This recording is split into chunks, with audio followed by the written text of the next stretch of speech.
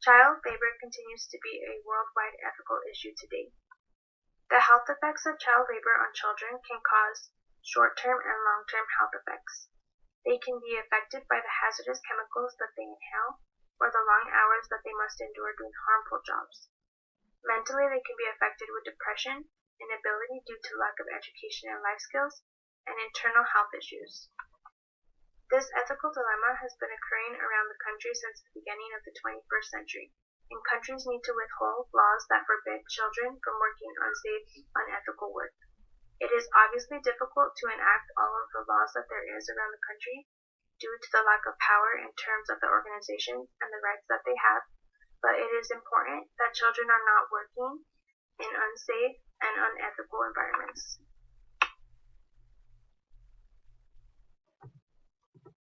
Various types of organizations and individuals can act as child rights stakeholders, like youth organizations, parents, medical professionals, government, academic experts, and children.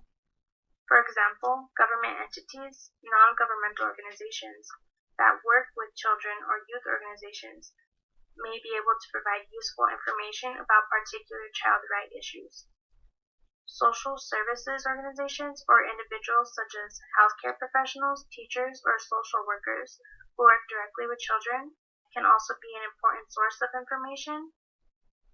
Parents or company personnel can also provide key insight about children's welfare and behavioral patterns that children should grow up doing, like playing, going to school, and also develop research on all of the negative effects that are applied to children due to child labor.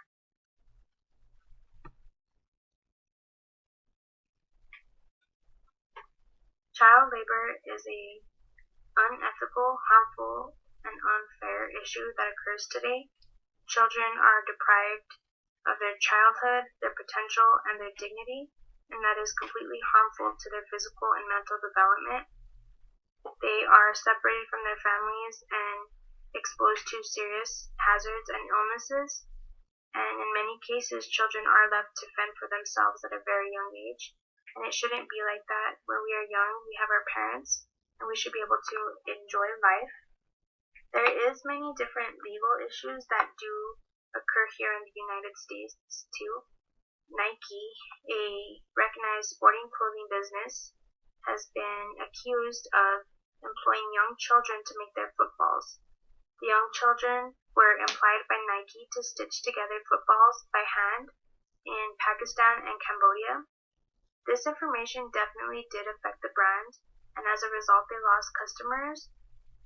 Another distribution is Gap, one of the largest retail clothing stores.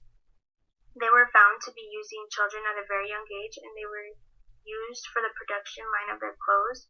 This completely damaged the company because they had a name and reputation as being an ethical company that looks after their workforce, but after this accusation, they were not seen as an ethical business anymore.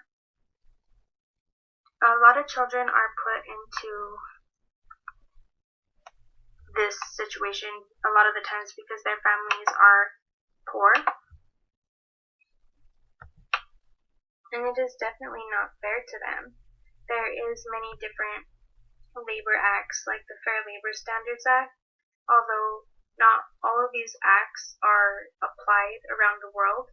In the United States, there is a lot of places, most of the states have acts where child labor is definitely not allowed, but around the world, like Africa, Pakistan, Cambodia, all of those different places, it is much harder to enforce these laws.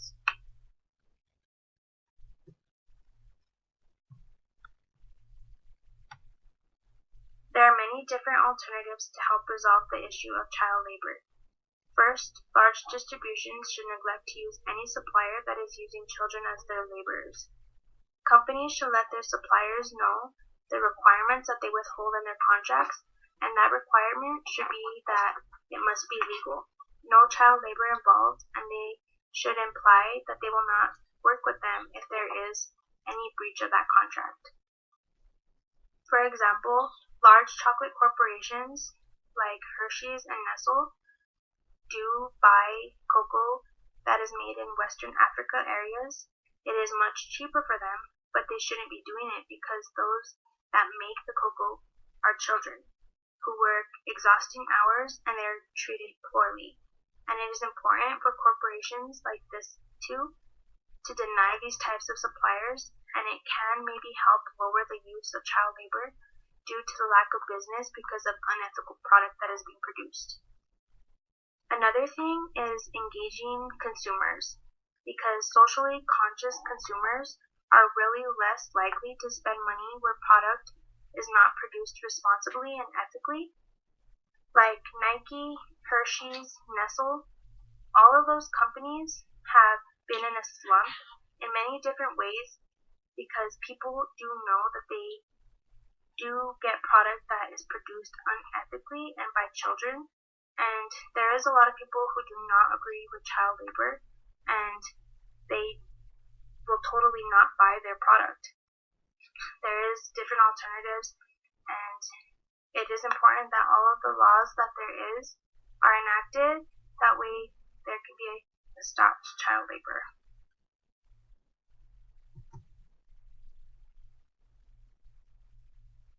The best alternative for the issue would be to stop hiring children below the minimum working age. Youth employment, children who are above the minimum age for work but under the age of 18 must have decent working conditions. In order to stop underage labor, we would have to immediately stop hiring children below the relevant minimum age. This does not mean you cannot recruit workers above the minimum age into decent youth employment, but there should be a permanent ban on underage recruitment. This concept should be understood by all employees responsible for hiring.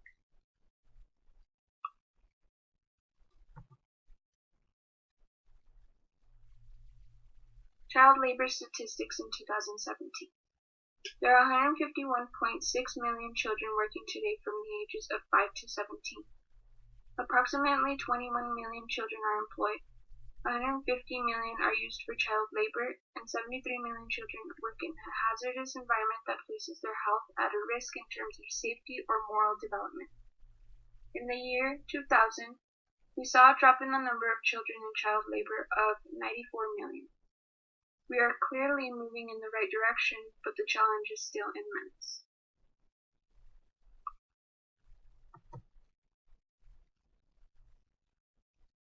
Since child labor has dropped from year 2000 until now, we maintain the progress we have made in order to slowly stop the continuation of child labor.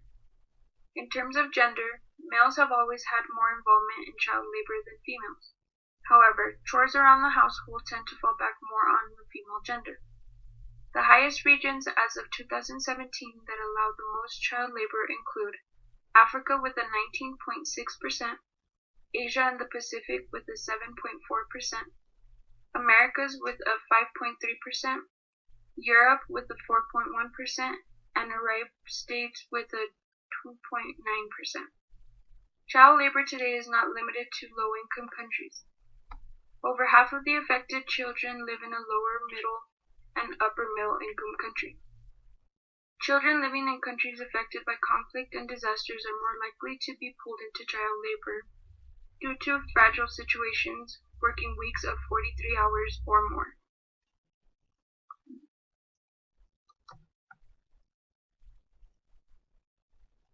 Education is completely outside of their norm system. Employed children are not able to attend school and have as much focus on education compared to their peers due to the long hours of employment, which might interfere with the success in the classroom.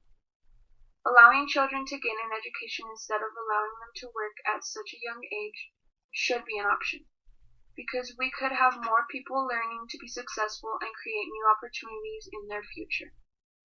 For each child that is pulled out of having an education, future families will be affected, as well as a society due to the child having a poor work ethic, poor income, poor health, and no time to improve.